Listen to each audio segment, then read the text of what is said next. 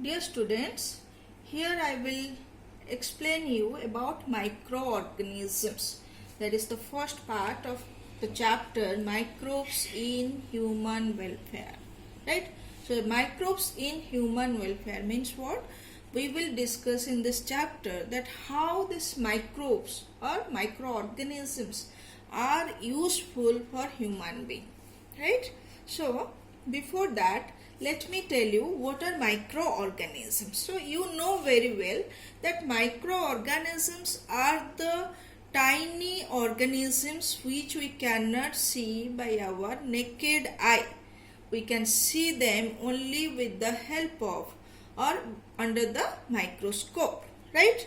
So what are these microorganisms? So we know different types of microorganisms are present in our surrounding, right? There are protozoa, for example, you know amoeba, right? Amoeba, paramecium, plasmodium. So these are some protozoa I think you know very well in standard 11, right?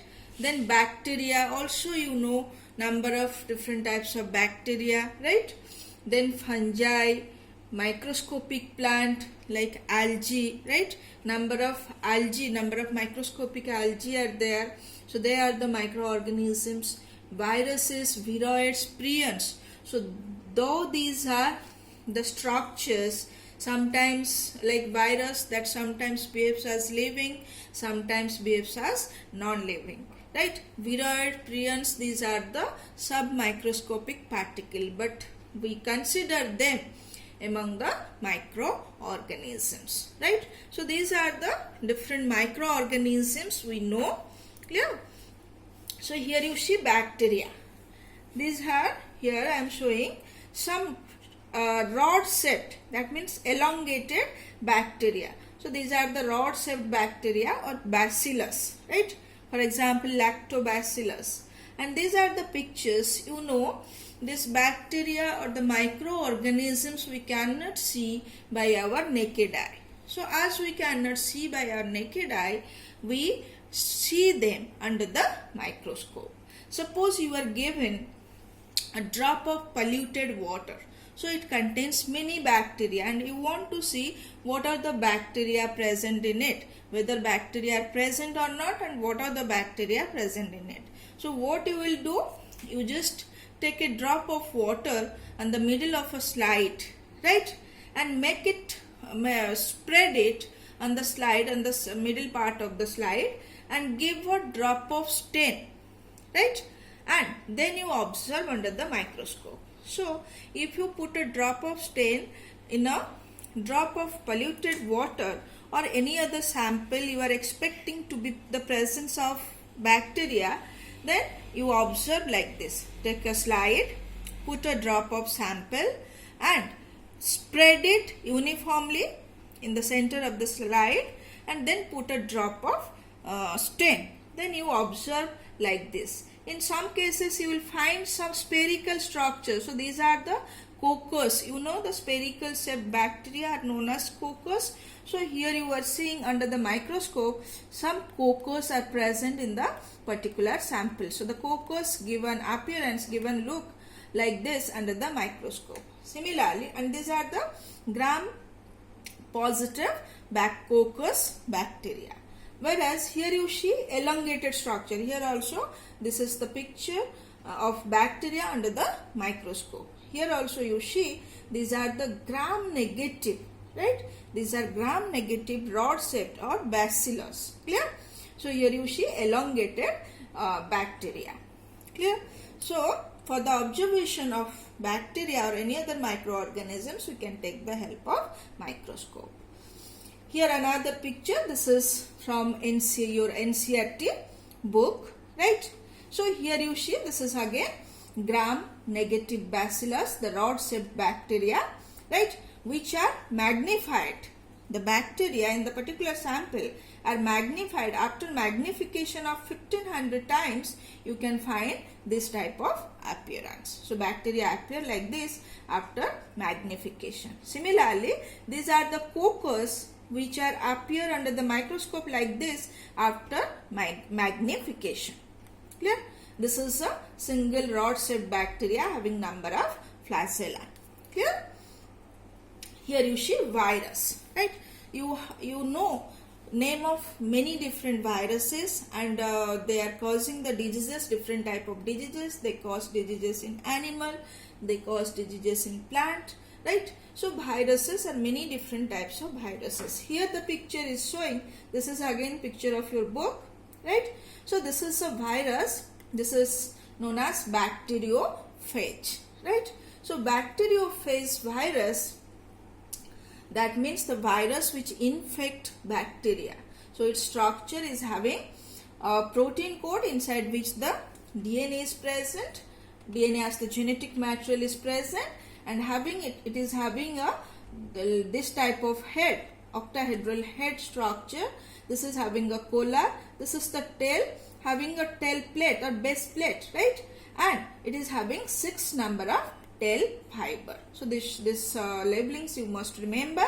This is very important. So head, collar, tail and base plate or the tail plate, and these are the pins, right? These are the tail fibers. Clear?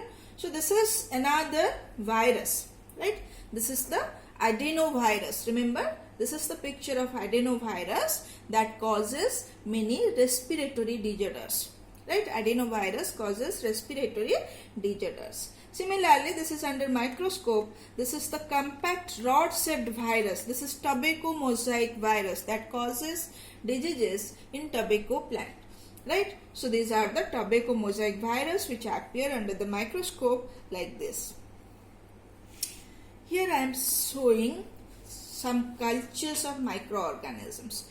Before that, let me tell you what is culture, why it is important. So you see, as you know, this bacteria, fungi or virus or different microorganisms you cannot see by your naked eye.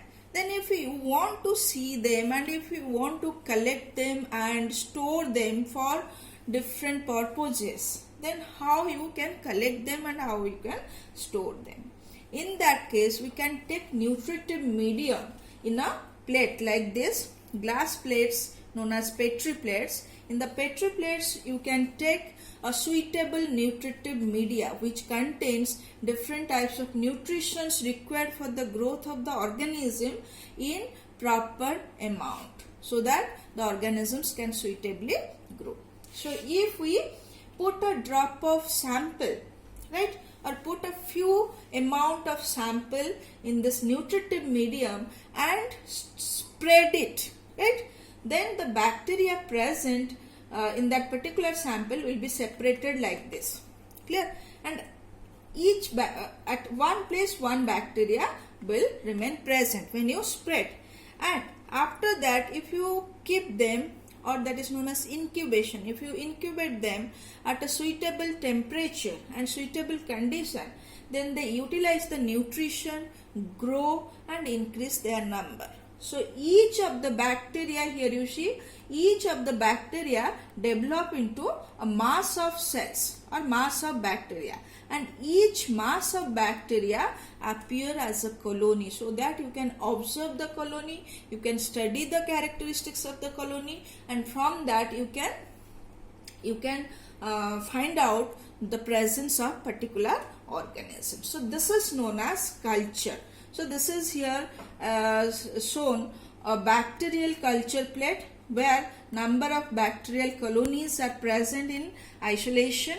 Similarly, this is a plate showing the fungal colonies. Usually bacterial colonies are appear like this, slimy colonies or mucoid colonies, whereas fungal colonies appear like a mass of cotton or like a powdery mass. So if the growth is found as a powdery mass or a mass of cotton, then that is identified as fungus or fungal colony, right? So bacteria and fungi can be grown on nutritive media to form colonies. You cannot see a single bacteria or single fungi, but you can see a mass of bacteria or mass of colonies that consist of millions number of cells, and that appear in form of colonies. that can be seen with the naked eyes. Now you can see with the naked eyes these colonies, and from the studying the colony characteristics we can identify the organism, right? So that is the first method of identification of any organism. So similarly here some culture plates are there. Here you see this is a bacterial colony. As I told you, these are mucoid or slimy colony. You see small colonies are there. But in case of fungi, you usually find large sized colonies, and here you see it appears like a mass of cotton.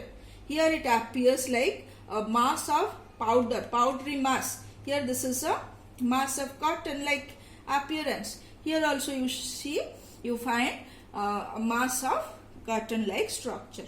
So these are the fungal colonies, right? So isolation of fungus and a plate from different sample, and this is isolation of bacteria from a particular sample and the culture plate. So this way we can culture the bacteria or fungi or any other microorganisms present in any medium, right, present in any sample, and culture them, and we can use them or study them for the future, right? Then what are the importance of microbes, right?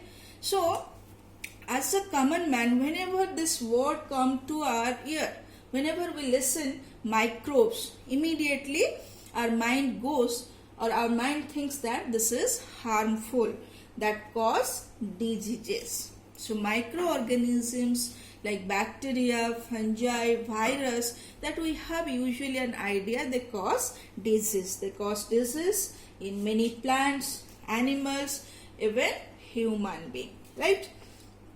But remember, being a science student, remember microbes are maximum number of microbes, maximum type of microbes are useful to us. Remember, about 99% of microorganisms or bacteria are useful for us. Only 1% of microorganisms are harmful to us. So how they are useful, that we should know. So they are useful in almost all aspects of our life, right? For example, they are useful for making different household products, for different industrial products, for producing medicines, right? So many microorganisms are used to produce medicine.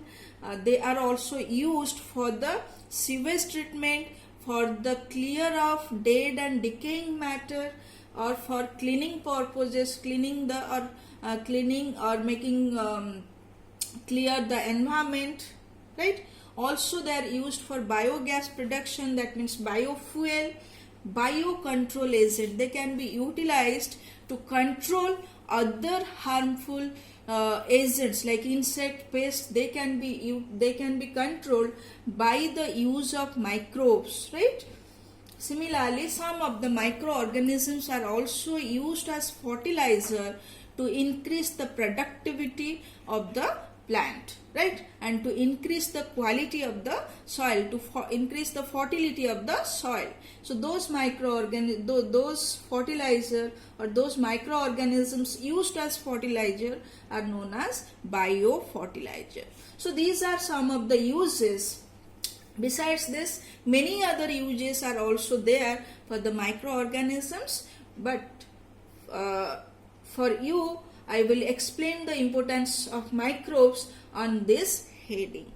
In the next session, I will explain you how the microorganisms are useful for the household products and for the industrial products. That's all. Thank you.